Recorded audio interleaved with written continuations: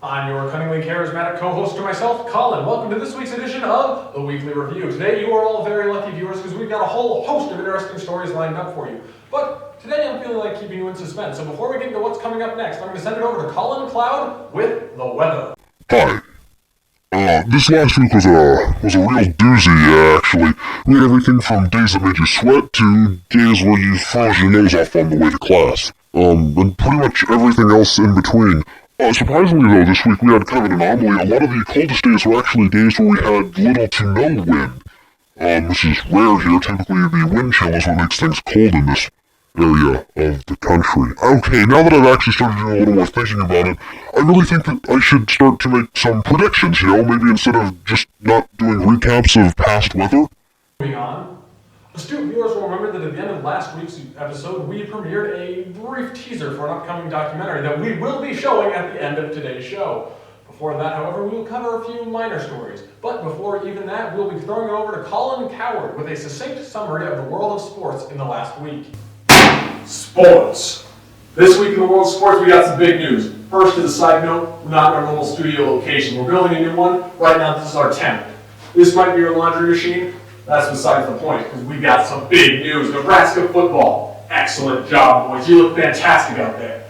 You really stuck it to Maryland. Unfortunately, this is one game, and that's not enough to make up for the rest of the season. Not excited yet, but we're on the right track. Moving to another positive, Nebraska women's volleyball. Looking great. Took them 5 to get it done with Minnesota, but in the end they collected the W, and that's what matters when it comes to making it into the tournament. Final positive for the day, Nebraska women's basketball. Great start to the season. We're still unbeaten. We look like a team to watch out for. On the other hand, the men's basketball team. Really? It was a win, but not with any conviction whatsoever. I am not excited about where this team is going. They need to turn things around quick. That's been it for us in the world of sports. Thank you, Colin Coward. I'm just receiving some unfortunate news about our next segment. We had planned to do a film review, much like we had last week. Except, as I'm sure you all remember last week, we didn't go through with our film review because the film was Joker and we were told by our producers it was not age appropriate to review on live television. Unfortunately, our writing team didn't get the memo and we had planned to review the movie Joker again this week. Needless to say, it is still not age appropriate and we will as such not be reviewing it. To fill time, I will tell you all another story.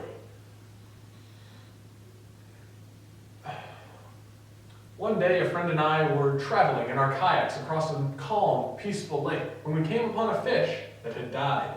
Thinking we had found ourselves supper, we grabbed the fish and put it in our kayak. The next part of this story is a PSA. Don't pick up dead fish and put them in your kayak, or else you, your kayak, and everything in your kayak will begin to smell like dead fish for days. Now that we filled that time slot, we can now move on to the long-awaited documentary into the world of Brick Days. Now, what is Brick Days, you ask? I'll let our field correspondent Colin tell you himself.